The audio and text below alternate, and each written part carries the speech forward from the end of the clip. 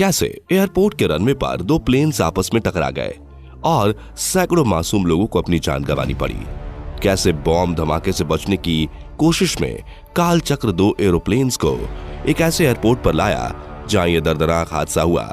इतने बड़े हादसे का क्या कारण था और किसकी गलती थी? 27 मार्च 1977 एक आम दिन की तरह pan AM flight 1736 Los Angeles से उड़ान भरकर कैनरी आइलैंड जा रही थी। बोइंग 747 121 सीरीज का ये एक लेटेस्ट एयरप्लेन था जिसे क्लिपर विक्टर नाम से भी जाना जाता था।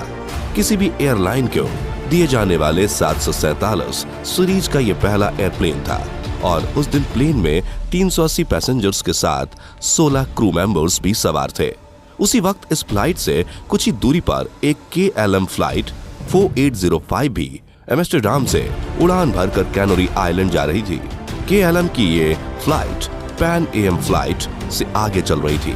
रीने नाम से रजिस्टर ये बोइंग 747 सीरीज का एक बड़ा लेटेस्ट एयरप्लेन था जिसमें 235 पैसेंजर्स के साथ 14 क्रू मेंबर्स भी सवार थे। ये दोनों फ्लाइट्स अभी कैनरी आइलैंड की तरफ बढ़ी रही थी कि 1:15 बजे के करीब कैनरी आइलैंड के एयरपोर्ट टर्मिनल पर एक ब्लास्ट हुआ जिसमें एक आदमी घायल हो गया और पूरे एयरपोर्ट पर हड़बड़ी मच गई। अभी एयरपोर्ट अथॉरिटी इस सिचुएशन को संभालने की कोशिश ही कर रहे थे कि तभी उन्हें चेतावनी मिली कि एयरपोर्ट पर कहीं एक और बॉम्ब लगाया गया है जो कभी भी फट सकता है। एयरपोर्ट अथॉरिटी किसी भी हालत में पैसेंजर्स की जान खतरे में नहीं डालना चाहते थे और इस चेतावनी को मद्देनजर रखते हुए एयरपोर्ट को तुरंत बंद कर दिया गया और ग्रांड कैनरिया आने वाले सभी 5 फ्लाइट्स को डाइवर्ट करके लॉस रोडियोस एयरपोर्ट जाने को कहा गया। लेकिन अभी वे इस बात से अनजान थे कि सबकी जान बचाने के लिए क्या किया गया, ये फैसला कितना खतरनाक साबित होने वाला है। लेकिन अभी वे इस बात से अनजान थे कि सबकी जान बचाने के लिए किया गया यह फैसला कितना खतरनाक साबित होने वाला था। लॉस रेडोस एयरपोर्ट जहां KLM फ्लाइट और पैन AM फ्लाइट को भेजा गया वह एक छोटा सा एयरपोर्ट है जहां सिर्फ एक रनवे है, एक बड़ा टैक्सीवे है जिसके साथ जुड़े हुए कुछ छोटे छोटे टैक्सीवे हैं। इतने छोटे एयरपोर्ट पर 5 बड़ी फ्लाइट्स को लैंड तो करवा दिया गया लेकिन एयरपोर्ट पर इतने प्लेन्स के एक साथ रुकने की जगह नहीं थी जिसकी वजह से इन सभी फ्लाइट्स को टैक्सीवे पर ही खड़ा किया था। टैक्सीवे पर इंतजार करते हुए KLM फ्लाइट के कप्तान ने लॉस रोडियोस एयरपोर्ट की सर्विस टीम से पूछा कि प्लेन में बैठे बैठे सभी पैसेंजर्स काफी बोर हो रहे हैं, इसलिए क्या वे अपने पैसेंजर को आराम करने के लिए प्लेन से उतारकर एयरपोर्ट के अंदर भेज सकते हैं। थोड़ा सोचने के बाद एयरपोर्ट सर्विस टीम ने KLM फ्लाइट के पैसेंजर्स को एयरपोर्ट लाउंज में आने की अनुमति दे दी। ये देखने के बाद पैन AM फ्लाइट ने भी अपने पैसेंजर को प्लेन से उतारकर एयरपोर्ट के अंदर जाने की अनुमति मांगी क्योंकि रोडियोस एयरपोर्ट एक छोटा एयरपोर्ट था जहां पर इतने सारे पैसेंजर्स को एक साथ रोकने की सुविधा नहीं थी, इसलिए सर्विस टीम ने पैन AM फ्लाइट्स को ये इजाजत नहीं दी। अभी KLM फ्लाइट के पैसेंजर एयरपोर्ट के अंदर जाने की तैयारी कर रहे थे तभी सभी फ्लाइट्स को सूचित किया गया कि ग्रैंड कैनेरिया एयरपोर्ट खुल चुका है, जिसे सुनकर सभी खुश हो गए और फ्लाइट कैप्टन्स लॉस रोडियोस एयरपोर्ट से उड़ान की तैयारी करने लगे।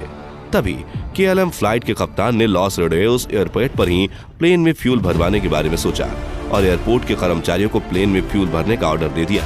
यह देखकर पैन AM फ्लाइट जो KLM फ्लाइट के बिल्कुल पीछे खड़ी थी, उन्होंने KLM के कप्तान से पूछा कि उनके प्लेन में फ्यूल भरने में कितना समय लगेगा और जब KLM फ्लाइट के कप्तान ने उन्हें बताया कि लगभग आधा घंटा, तो पैन AM फ्लाइट के कप्तान थोड़े निराश हो गए क्योंकि जब तक KLM फ्लाइट फ्यूल भरवा कर आगे नहीं जाता तब तक पैन AM फ्लाइट उड़ान नहीं भर सकती थी।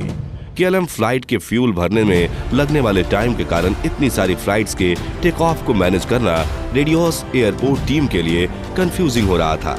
रेडियोस एयरपोर्ट पर अब तेज बारिश होने लगी थी जिसके कारण कोहरा भी बढ़ गया था।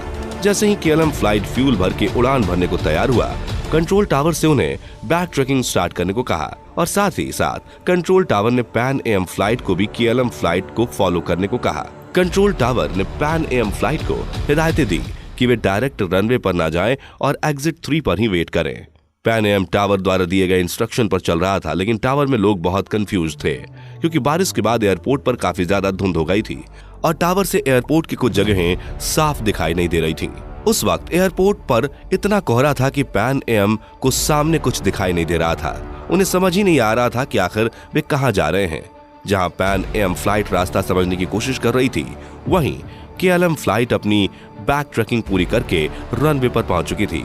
टेक ऑफ के लिए पूरी तरह तैयार थी। KLM फ्लाइट के कप्तान ने कंट्रोल टावर से क्लियरेंस लिए बिना ही टेक ऑफ शुरू कर दिया। फर्स्ट ऑफिसर ने कप्तान को समझाने की कोशिश करते हुए कहा कि कंट्रोल टावर ने उन्हें अभी टेक ऑफ की परमिशन नहीं दी है, इसलिए उन्हें वेट करना चाहिए। लेकिन कैप्टन ने फर्स्ट ऑफिसर को टेक ऑफ जारी करने के लिए कहा। अब KLM फ्लाइट अपनी पूरी रफ्तार से रनवे पर आगे बढ़ रही थी कि तभी KLM फ्लाइट कप्तान को कंट्रोल टावर से पता चला कि पैन एम फ्लाइट भी इसी रनवे पर है, जिसे सुनकर वो थोड़े परेशान हो गए, क्योंकि बारिश और धुंध के कारण उन्हें भी रनवे पर कुछ नजर नहीं आ रहा था। दूसरी तरफ जहां पैन एम को लग रहा था वे सही रास्ते पर चल रहे हैं, और इसी गलत फहमी में वे ना जाने कब C4 रनवे पर पहुंच गए। धुंध के कारण वो दोनों ही फ्लाइट को रनवे पर कुछ नजर नहीं आ रहा था। वहीं कंट्रोल टावर भी रनवे पर कुछ देख नहीं पा रहे थे। ये सब इतनी जल्दी में हो रहा था कि किसी को भी सिचुएशन को समझने और खतरे को समझने का मौका ही नहीं मिला। रनवे पर पूरी स्पीड से दौड़ते हुए KLM फ्लाइट को अभी भी पैन AM फ्लाइट नजर नहीं आ रही थी, लेकिन तभी पैन AM कैप्टन को KLM फ्लाइट नजर आई। उन्होंने चिल्लाते हुए कहा कि हे भगवान, ये हरामखोर कहाँ आ रहा है। तब तक पैन AM के फर्स्ट ऑफिसर को भी KLM फ्लाइट नजर आ चुकी थी और उसने चिल्लाकर कप्तान से कहा कि जल्दी हटो यहाँ से। KLM flight 260 kilometre per hour की स्पीड से रनवे पर उनकी तरफ दौड़ रही थी। इससे पहले कि KLM फ्लाइट टेक ऑफ पूरा कर पाती, एक बड़े धमाके के साथ दोनों प्लेन एक दूसरे से टकरा गए। टक्कर इतनी भयंकर थी कि KLM flight pan AM flight को बीचों बीच से फाड़ती हुई निकल गई। इतनी तेज स्पीड और पूरा फ्यूल भरा होने के कारण टक्कर के तुरंत बाद इन दोनों प्लेन्स में आग लग गई। KLM फ्लाइट में क्रू और पैसेंजर में कोई नहीं बच सका। पैन AM फ्लाइट में भी सिर्फ 61 लोग इस भयानक एक्सीडेंट में बच गए। मानव इतिहास के सबसे बड़े एयर एक्सीडेंट में उस दिन कुल मिलाकर 583 लोग मारे गए। इस हादसे के बाद टेनराइफ रोडियोस एयरपोर्ट को 2 दिनों के लिए बंद कर दिया गया। स्पेन की CIAIC इन्वेस्टिगेशन टीम ने इस दुखद हादसे की जांच की और कहा कि दोनों प्लेन्स और कंट्रोल टावर के बीच से सही तालमेल ना हो पाना इस दुर्घटना का कारण था। वेल दोस्तों, आप क्या कहना चाहते हैं? इसमें किसकी गलती थी? हमें अपनी राय कमेंट करके जरूर बताएं। साथ ही रोजाना ऐसी रोचक बातें जानने के लिए हमारे चैनल सुपर फैक्ट हिंदी को सब्सक्राइब